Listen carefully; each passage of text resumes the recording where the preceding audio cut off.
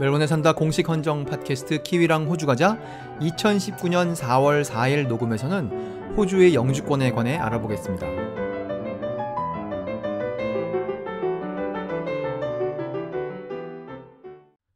이번 녹음에서는 호주의 영주권 그리고 호주의 시민권에 관해서 이야기를 하려고 하는데요. 오랜만에 키위랑 호주 가자에 댓글을 남겨주신 분이 계세요. 그 전에 남겨진 댓글이 작년 12월에 레이슈님께서 남겨주신 댓글이었는데 오랜만에 지금 4월 달에 댓글이 달렸습니다. 그래서 그 댓글을 읽으려고 합니다.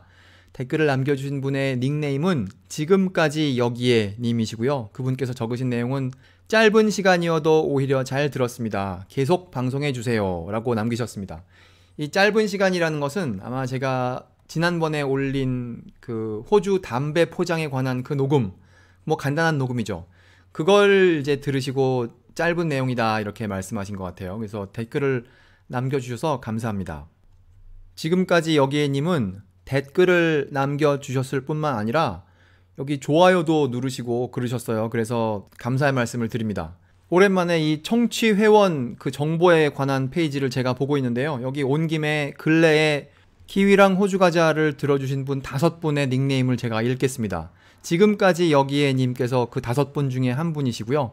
아이아이야 AAA733님, 장군이 0109님, 리웅맘님, 그리고 단골 손님이신 레이슈님 이렇게 많이 들어주셔서 감사합니다. 이제 여기까지 했으니까 그 오늘의 소재인 호주 영주권에 관한 이야기로 가겠습니다. 오늘 하려는 호주 영주권 이야기는 호주 영주권 일반에 관한 이야기가 아닙니다. 그러니까 흔히 한국에서 오시는 분들이 정상적으로 받으시는 그런 종류의 호주 영주권, 그걸 하려는 것이 아니고요. 뉴질랜드 사람이 받는 호주 영주권 혹은 뉴질랜드 여권을 가진 사람이 받는 호주 영주권, 그거에 대해서 얘기를 하려고 합니다. 뭐 그런 사람들이 주변에 없으신 분들이 많이 계시겠지만 저는 주변에 그런 사람들이 있어요. 그런 사람들은 흔히 어떤 경우냐 하면 어렸을 때 부모님을 따라서 뉴질랜드에 왔는데 그래서 자기는 늘 뉴질랜드에 살았는데 그리고 호주는 그냥 바로 옆이니까 쉽게 갈 수 있는 곳이라고 알고 살았는데 이제 대학도 졸업하고 어른이 되어 보니까 자기 분야에서 뭐 뉴질랜드에서도 일했으나 보니까 호주에서도 일할 기회가 있단 말이에요. 그래서 호주에 일하러 가게 됐을 때 내가 뉴질랜드 사람으로서 호주에서 갖는 권리가 뉴질랜드에서 갖는 권리와 다르구나 라는 것을 알게 되죠. 그래서 나도 이제 나의 부모님처럼 영주권이라는 걸 생각해야 되는 그런 거를 이제 깨닫는 때가 옵니다. 어떤 사람들에게. 그래서 이제 교민사회 입장에서 보면 그런 경우가 이제 여기에 지금 말하는 경우에 해당하는 것이죠. 호주에 사시고 계시는 분들은 혹은 한국에서 이 키위랑 호주 가자를 들으시는 분들은 뉴질랜드 사람들은 호주에 아무 때나 와서 원하는 만큼 살 수 있지 않을까? 라고 생각하실 수 있어요.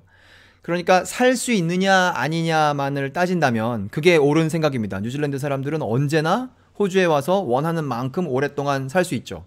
남은 평생은 계속 호주에서 살겠다 그래도 되고 여기 와서 뭐 석 달만 살다가 다시 뉴질랜드로 가겠다고 해도 되고 자유롭게 할 수 있죠. 하지만 여기 호주에 살면서 그 사람들이 어떤 권리를 가지고 살아가느냐 이것은 약간 다른 주제입니다. 그러니까 사는 시간에는 제한이 없으나 어떤 권리를 가지고 살아가느냐 하는 것에는 제한이 있죠. 대표적으로 투표권은 없죠. 뉴질랜드 사람이 호주에 오면 투표권은 없고 그 사람이 호주 시민이 된 다음에 투표를 할 수 있죠. 호주에서 투표를 하는 것을 얘기하자면 말이죠. 그렇게 뉴질랜드 사람들이 호주 사람이 되지 않은 채 호주에 사는 동안 호주에서 누리는 권리에 대한 가장 강력한 뉴스 중에 하나는 2017년 5월 달에 나온 뉴스였는데요. 제가 지금 2017년 5월 2일에 쓰여진 기사를 하나 보고 있습니다. 그때 호주가 뭐라고 발표했느냐?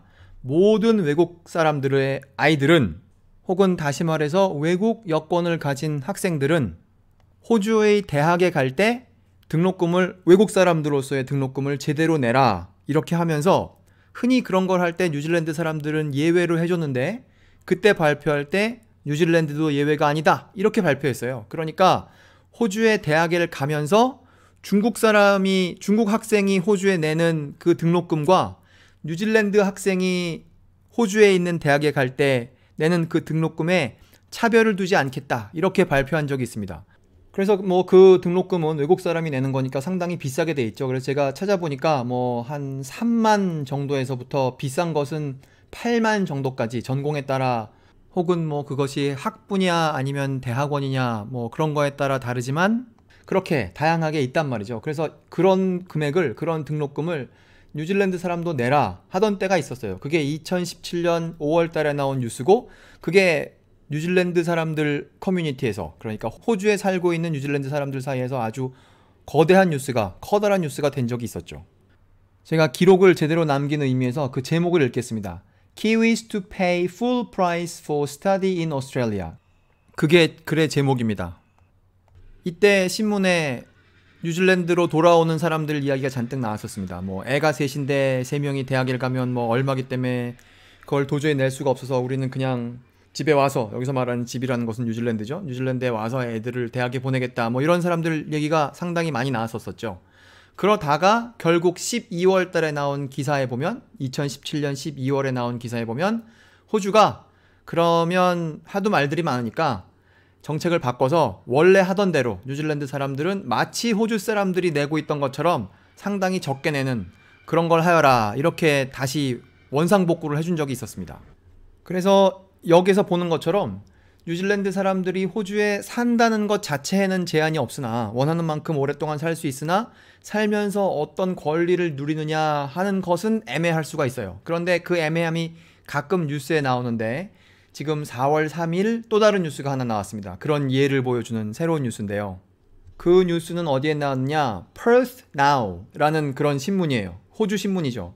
거기에 나온 기사, 시간이 2019년 4월 3일 밤 10시 11분으로 되는데 아마 뭐 웨스턴 오스트레일리아 시간으로 그렇겠죠? 제목이 이겁니다. 그대로 읽겠습니다. Perth Mom, 그러니까 퍼스에 살고 있는 아이 어머니이시죠? Denied Superannuation Hardship Fund.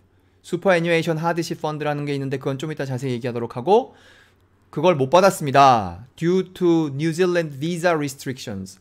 뉴질랜드 비자 제한 때문에 그걸 못 받으셨습니다 라는 건데요.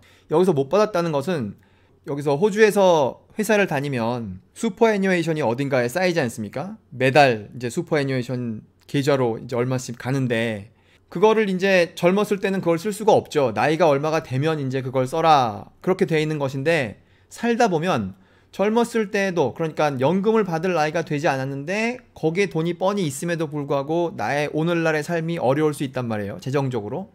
그러면 그런 사람들은, 그러면 슈퍼애니메이션에 돈이 쌓여 있으니까 그걸 좀 갖다 써라, 이렇게 할 수 있는 규칙이 있답니다. 그런데 그걸 받으려면 어떻게 하라고 되어 있느냐, 그 규칙은 ATO 웹페이지에 가면 있습니다. Australian Taxation Office에 가면 뭐라고 되어 있느냐, Access due to severe financial hardship. 아주 재정적으로 어려운 상태에 있어서 그것 때문에 슈퍼애뉴에이션을, 그러니까 내가 쌓아놓은 슈퍼애뉴에이션 혹은 나의 고용주가 나를 위해 쌓아준 슈퍼애뉴에이션에 돈을 쓰려면 Government Income Support Payment Continuously for 26 weeks, 이렇게 하라는 거예요. 26주 동안 정부에서 준 인컴 서포트를 계속 중단 없이 26주 동안 받으신 다음에 이제 내 계좌에 있는 슈퍼애니메이션을 갖다 쓰라, 이 말이죠.